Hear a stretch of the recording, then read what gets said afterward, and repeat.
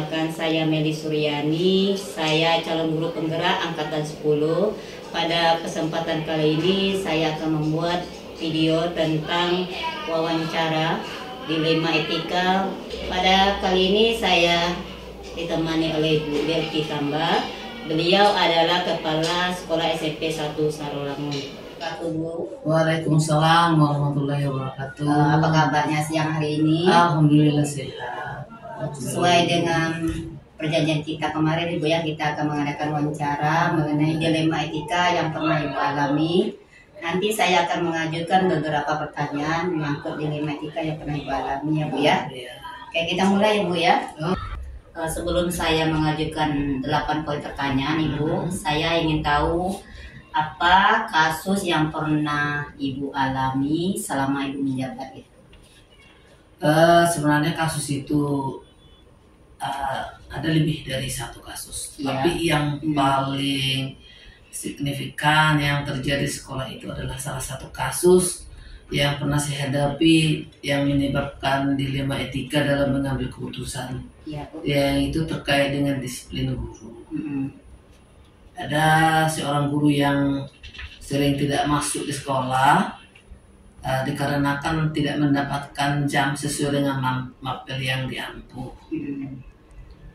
Jadi beliau mau tak mau diberikan tugas mapel yang tidak linear dengan keahliannya. Karena itu beliau sering tidak menerima kebijakan tersebut, sehingga menyebabkan beliau itu lumayan jarang datang ke sekolah. Itu kasusnya masalah disiplin ya Bu ya. Pertanyaan pertama, selama Ibu menjabat, bagaimana Ibu dapat mengidentifikasi kasus-kasus yang merupakan dilema etika atau rujukan moral Ibu?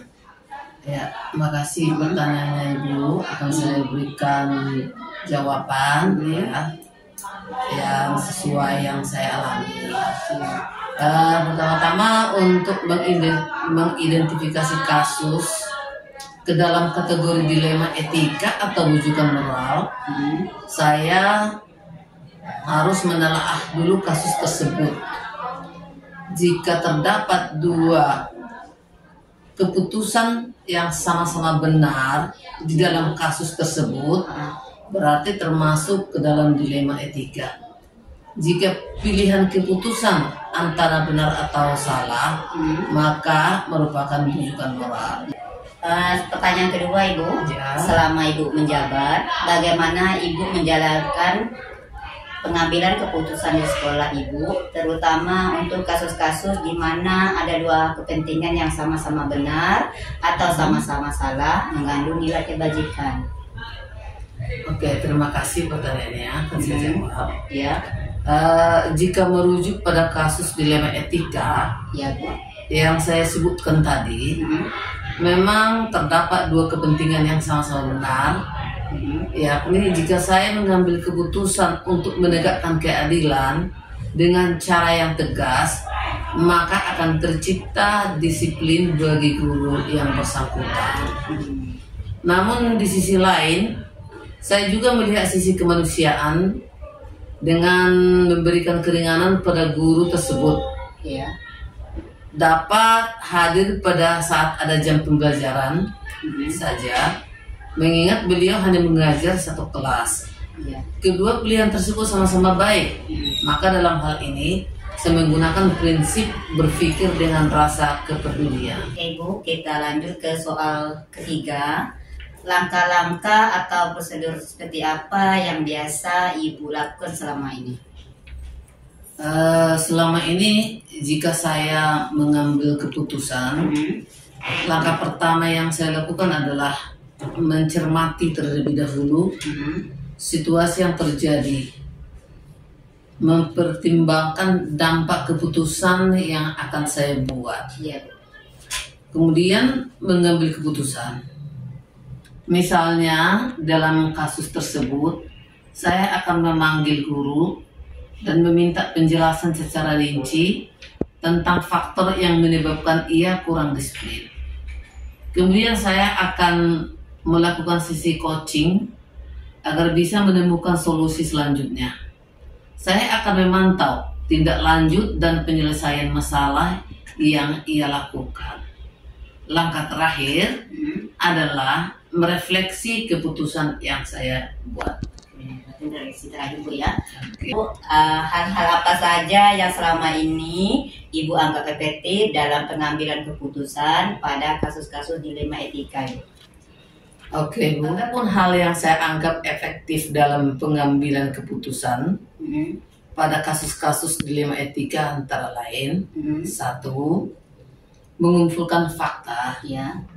Kedua, menguji benar atau salah atau benar lawan benar. Tiga, mencari alternatif atau solusi lain yang mungkin bisa dilakukan. Keempat, melakukan refleksi. Itu yang hal apa saja yang selama ini merupakan tantangan dalam mengambil keputusan pada kasus-kasus dilema etika. Oke ya.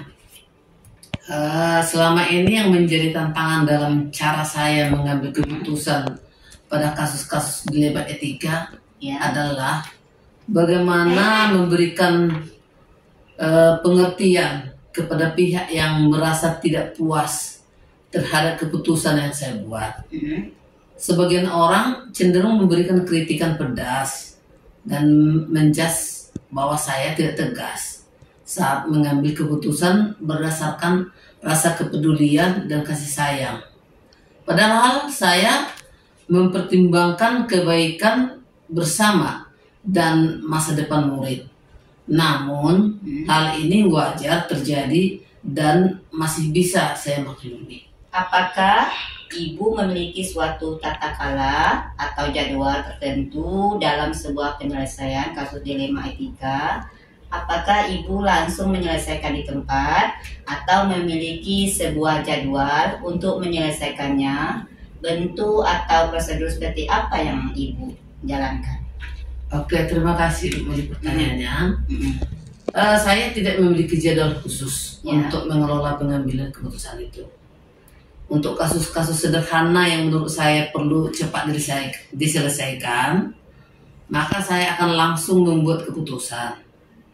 Namun, dalam kasus-kasus yang memiliki efek jangka panjang, biasanya saya tidak langsung menyelesaikan di tempat.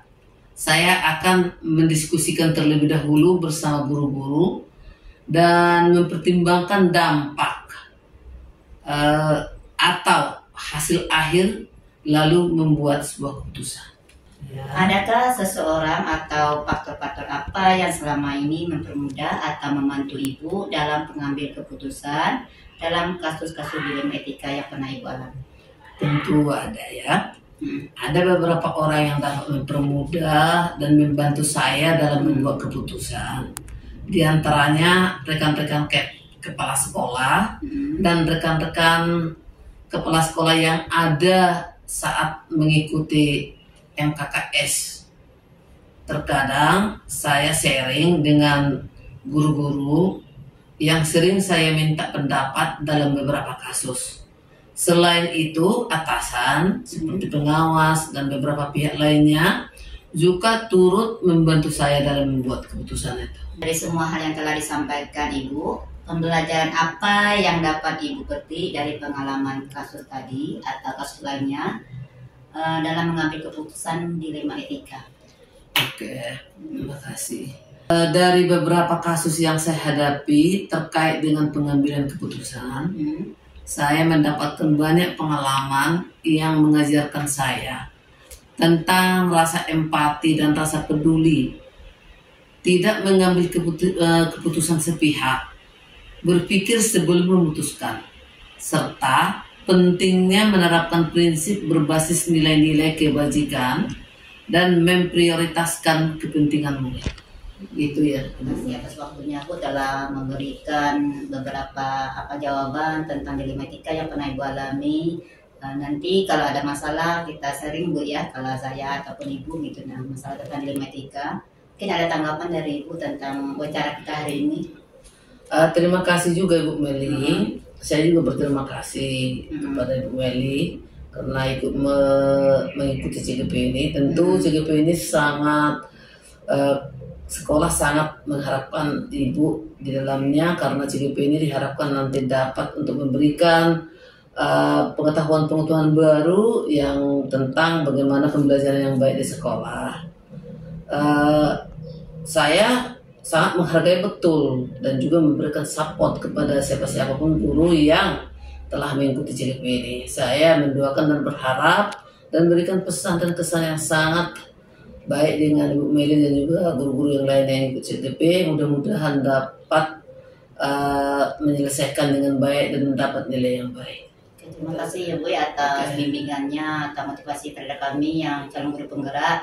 Mudah-mudahan apa yang kami lakukan ini ada hasilnya di akhir nanti Bu ya. Terima kasih banyak. Saya akhiri. Assalamualaikum warahmatullahi wabarakatuh. Waalaikumsalam warahmatullahi wabarakatuh. Belajar, bergerak, bermakna.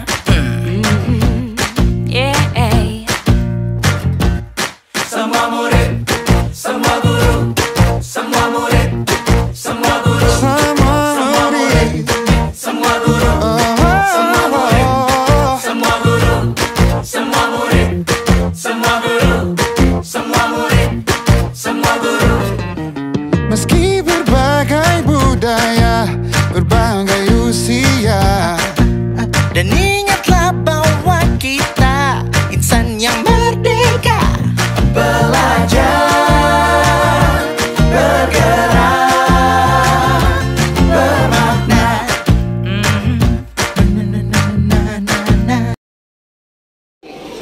Kami dari CGP angkatan 10 minta izin yang Ibu membuat video atau ini foto Bu ya tentang kepemimpinan. Izin saya bertanya Bu ya. Ibu, selama Ibu memimpin, apa yang masalahnya yang membuat keputusan Ibu itu dilema? Contohnya dilema itu dengan guru atau dengan siswa, dengan contohnya keadilan itu kasus anak naik kelas, guru mau anaknya tidak mau naik kelas, atau harapan tidak kan dilema. Kayak itu Bu, ada tak? Kalau selama kepemimpinan saya itu kalau ada permasalahan saya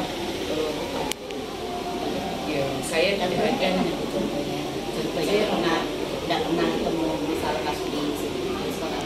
kami tidak pernah ada masalah. Kenapa? Saya buka forum rapat, jadi minta pendapat dari ya kalau guru-gurunya inisiatif ini ya kita sebagai kepala sekolah mendukung.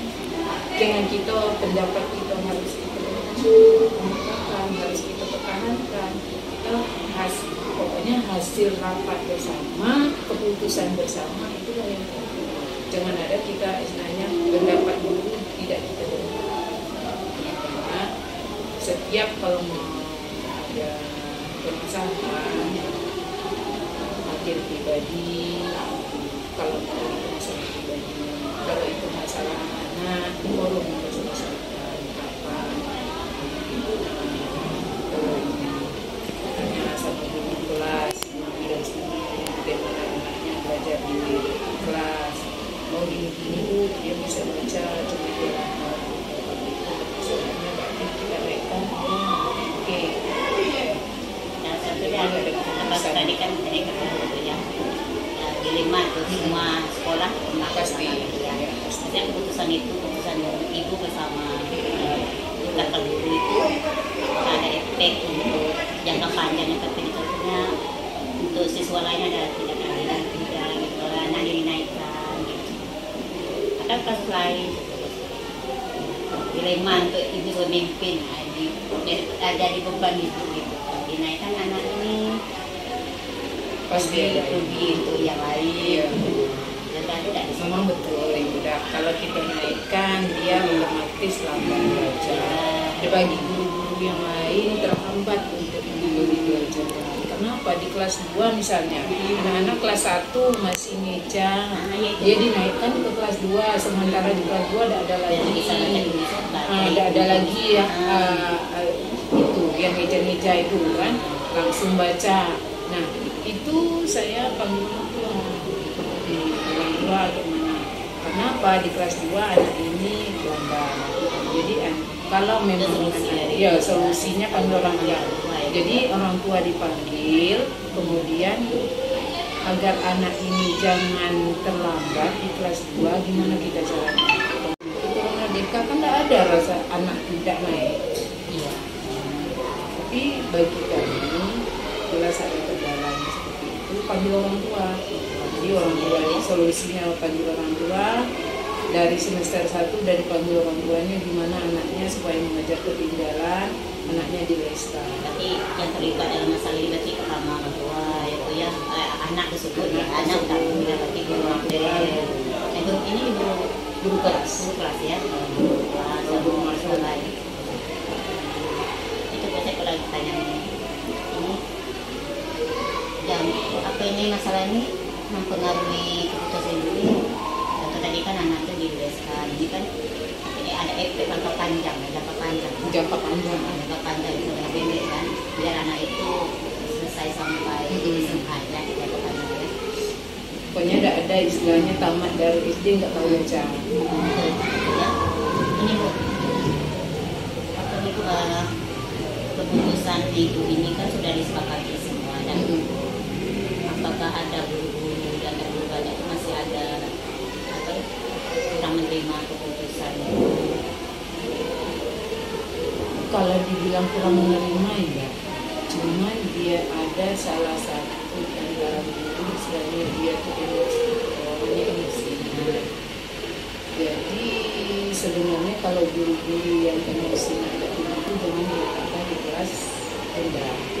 Kalau guru-guru yang di kelas rendah ini ya cari guru-guru yang sifatnya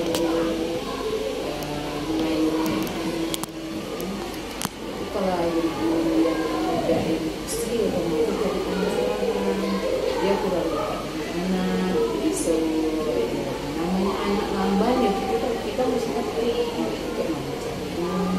tidak bisa kita satu kelas kita sambungkan dengan semua. Nah, itu beda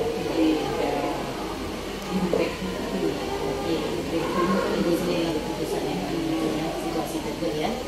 makanya saya kalau kelas saya perhatikan Karena dari sini ya.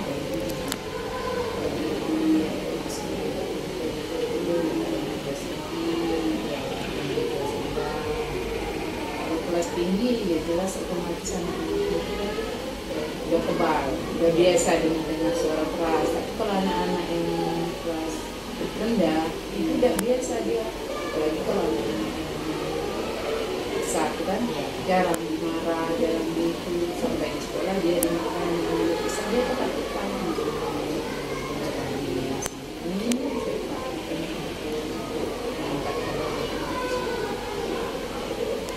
Jadi sendiri dokter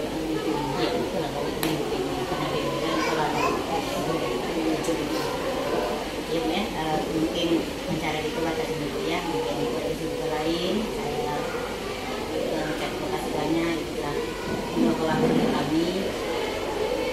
Kalau ada ini Bu permasalahan lagi bisa kami share, minta dapat ya sharing ya, karena kita beda sekolah ya Bu ya. Terima kasih banyak ya.